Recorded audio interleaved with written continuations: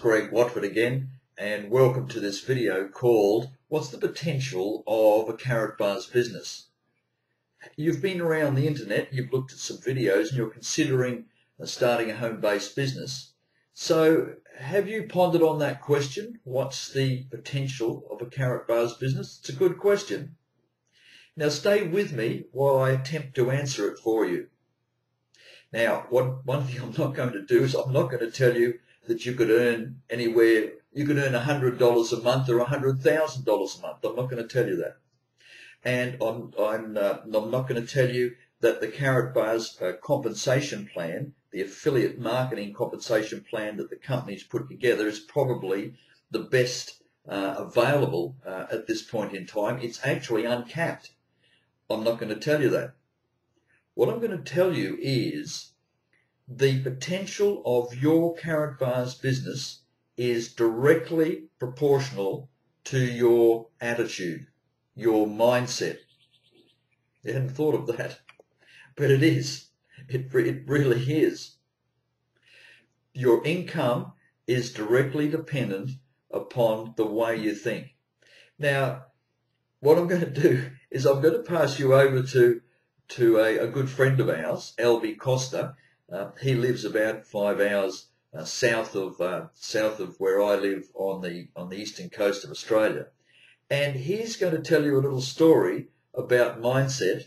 And when you listen to this, just apply it to your potential in the Karatbars business. Oh, hi there. My name's Albie Costa, and if I haven't met you, then hello. And as you can probably tell by the weird accent, I live here in Australia. I'm just in my backyard here having a little bit of a wander around, and I was just thinking about a little story that sort of came into my head while I was wandering around. And it's the story of the two farmers. And I'd just like to share this story with you because I think there might be some valuable lessons in there for you. And as I've been sort of building this story up in my head, I've actually learnt quite a bit myself. So the story goes like this. There's a father, and he's getting on in age, and he owns some considerable land, and he's split the land into two distinct properties.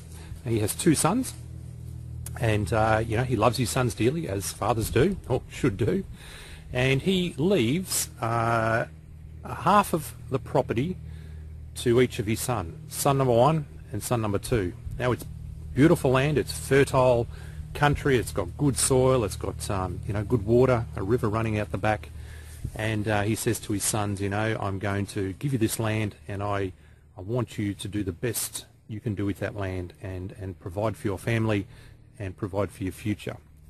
Same land given to both, same soil, same opportunity, same river running out the back, same water, same everything. And what happened is son number one sort of walked up to the block, the paddock, the land, and he sort of looked at the soil and ran it through his hands, and he didn't really know a whole lot about farming. And he started to think to himself, well, this could be pretty risky, this farming thing. We could get floods, we could get drought. If I was to pour money into this thing, I could lose it all. It's really looking, quite risky. You know what? I'm actually not going to put any money into that land. I'm not going to buy any seed till it actually produces a crop and actually starts making me money. That way I'm in a risk-free situation. So he walked off, and he left the paddock to its own devices. And then he went home, and it was sort of, autumn moving into winter, getting a little bit chilly. And he sat down in front of the fireplace in his home, and he looked at that fireplace, and because he was very risk-averse, he said to the fireplace, you know what, I'm actually not going to risk, chopping any wood at this point because I really, can't guarantee the outcome. I'll tell you what, once you start producing some heat, then I'll chop up some wood and I'll actually start putting it into the fireplace. And he sat back and he waited for his crops to grow, and he waited for his fire to produce some warmth, and he waited, and he waited. Son number two, he walked up to a block of land, the paddock and the beautiful piece of fertile ground that his father had left him, and he looked at that land, and again he picked the dirt up and he let it run through his fingers, and also he said to himself, I don't know a real lot about this farming thing, but you know what, I'm going to actually find a little bit about it. So he spoke to some farmers, got some advice, he got some books on farming, read about farming, and he did notice that if you knew what you were doing, that you could actually make some great money out of this farming deal. So he didn't have a whole lot of money. He went and borrowed some money off some friends, family, the bank, and he went and bought some beautiful seed, and he started to plant that seed into the soil. And he spent a whole season sowing the seed, and he tended to that seed, and he poured water on there, and and he waited, because when he looked at that paddock, all he could see after that season of work was just a whole lot of tilled soil. There was no crop. There was a whole lot of work that had been poured into that. He actually got a little bit despondent at some points towards the end of the season, because he didn't see any results, but he was told that if he did X amount of work, he would reap X amount of crop. And sure enough, it came the end of the season, and a beautiful, lush crop grew, and he got so excited, and he harvested that crop. And after he harvested that crop, he invested some of the money into buying more seeds for the next season. He also, when the next season came around, used some of that money so somebody else could do the hard work of planting the seeds. And he went home, and he was a happy man. He chopped some wood up. He built himself a beautiful fire. So not only did he have the satisfaction of working hard and investing into that land, he also, was warm, and he lived a pretty comfortable lifestyle. Now, fast forward a few years, and the difference between the two brothers could not be more stark. Brother number one, what I'd like to do is actually take you to where brother number one lives right now. Let me just jump in my car and I'll take you up the road, and I'll show you where his mindset and his attitude has got him.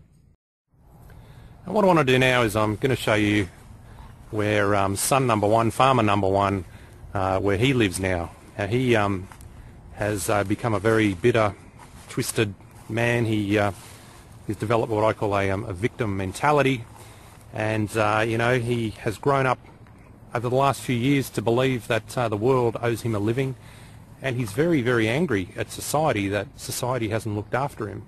And this is where he lives now.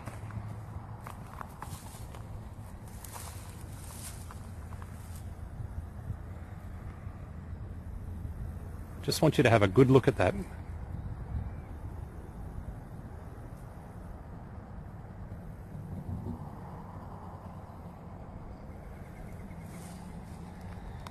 Can you see the point I'm trying to get to here?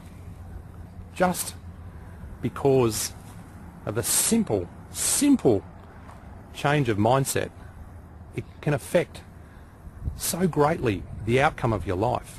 If you're 1 degree out in your mindset here, a few years down the track you're going to be 80, 90 degrees out. You'll end up going in a completely different direction. And it's unbelievable the difference that it can make to your life just by a simple change of mindset and working on your mindset. What I'd like to do now is I want to take you to where what I call the prudent son, where he's now, the prudent farmer, and what his life's like, and the decisions that he made way back early in the piece, where those decisions have actually taken him, and the sort of lifestyle that he's living now. So let me just jump in the car again, and I'll take you off to where son number two is living now.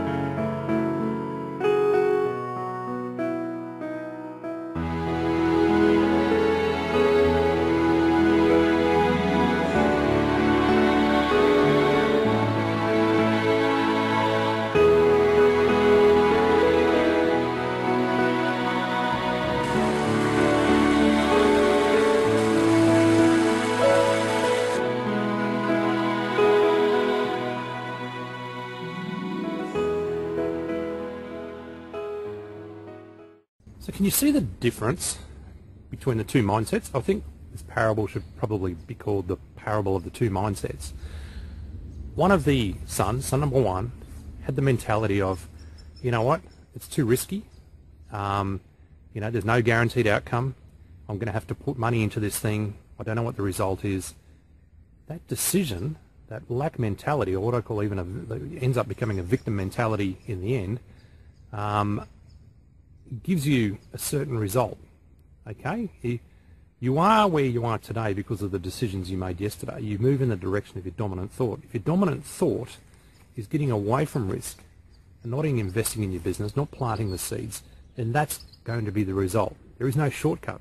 There is no other route to success except sowing into your business, sowing into yourself, investing in yourself, gaining the knowledge, gaining the mindset that you need to actually achieve success, to start to think like a successful person. You need to invest.